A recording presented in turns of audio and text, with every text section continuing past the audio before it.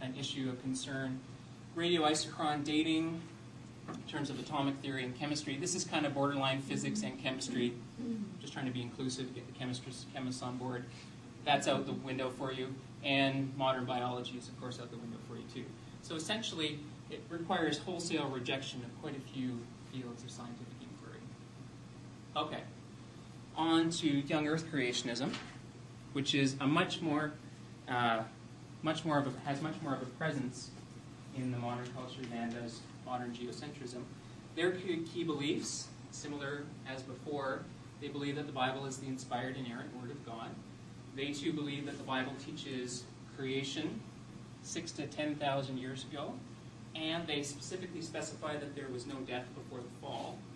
Although, just recently in my preparation for this lecture, I found one exception. An individual by the name of Kurt Wise wrote a paper back in 1992, which is an interesting exception to this notion of no death before the fall. Makes a very interesting read.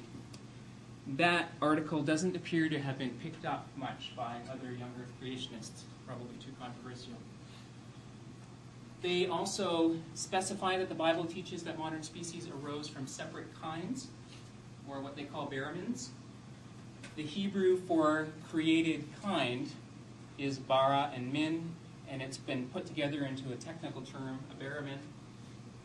They believe specific groups of organisms were created independently during the creation week, and that any speciation we've seen from that point, from this point on, is simple descent from original created kinds. Yeah, question? When you say there was no death before the fall, do you mean that like dinosaurs didn't like die off? No death before the fall. Oh, okay, so that's well, they would probably say cells may have died, like organisms didn't die before the fall. Before Adam's sin, no death. Full stop. Yeah. Unless you read this obscure paper where it makes some interesting exceptions. Okay? Yeah, they're not talking human death. They're talking animal death. And like, for example, they think all organisms were originally vegetarian, for example. So plants could die, that was okay, but animals didn't die. Okay. They also believe that the majority of the majority of the geologic record was laid down catastrophically within about 1 year during Noah's flood. They also believe that cultural acceptance of geological time, what they like to term millions of years or billions of years, was a significant step towards removing biblical authority in the culture and accepting evolutionary ideas. Okay, so who are the main players in this movement? Answers in Genesis is probably the leading organization in the U.S. right now. It's a very well-funded, large ministry in the U.S. They just recently opened a very large and expensive creation museum that models their view of Earth history and biology. They have really eclipsed the Institute for Creation Research, which really sort of held the fort from the 60s up until maybe like the 90s or so. ICR was kind of the big fish in the pond up until then.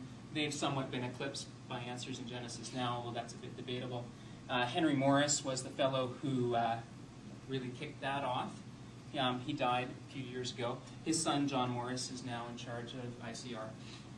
This group has quite a large impact on the origin debate in North America especially, but also increasingly in Australia and the UK. Their main sort of constituency is Protestant denominations. Catholicism has really sort of been missed by this in a lot of ways, although an increasing number of Catholics are also, in the absence of any message coming from higher-ups, at the grassroots level, many Catholics are actually starting to go over to young Earth creationism as a model. Okay, key researchers. Dr. Todd Wood, he teaches at Bryan College in Tennessee, and he's also the director for the Center of Origins Research there. He's a systematic biologist, which means he does this kind of thing, testing hypotheses of relatedness based on DNA genomic comparisons. He focuses on plants. He's interested in plant adaptation. I've mentioned already one paper by Dr. Wise. Dr. Kurt Wise teaches at Southern Baptist Theological Seminary. He's also an advisor for Answers in Genesis. He previously taught at Bryan at the Center for Origins Research. Kurt is a very well-trained paleontologist, so he's a fossil hunter. He trained under the late Stephen Jay Gould at Harvard, so he has excellent credentials.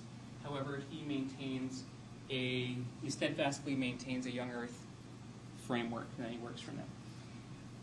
Young Earth creationist researchers don't have a huge amount of popular impact. The popular impact tends to be driven by the advocacy organizations like Answers in Genesis or the Institute for Creation Research. They don't have a huge direct communication with their constituency. That's mostly done through the ministry organizations. Okay, what do you reject if you're a young Earth creationist? Well, cosmology and astronomy are problematic for you because it's difficult from a young Earth perspective to squeeze a universe into 6,000 years. It can be done, but it's difficult, and it's quite a challenge. Geology, we've just talked about how they proposed that the geologic column was laid down quickly, not over many millions of years. They too dispute radioisochron dating because that's suggestive of long geological ages, and of course their main issue is that they have a problem with biological evolution.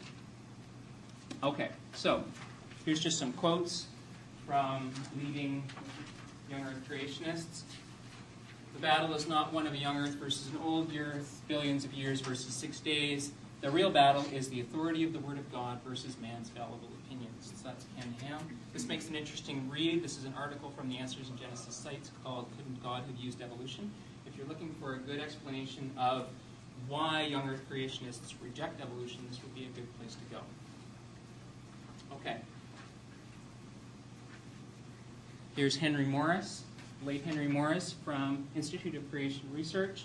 Says the creation record is factual, historical, and perspicuous. Thus, all theories of origins or development which involve evolution in any form are false. Okay, so that pretty much lays it down.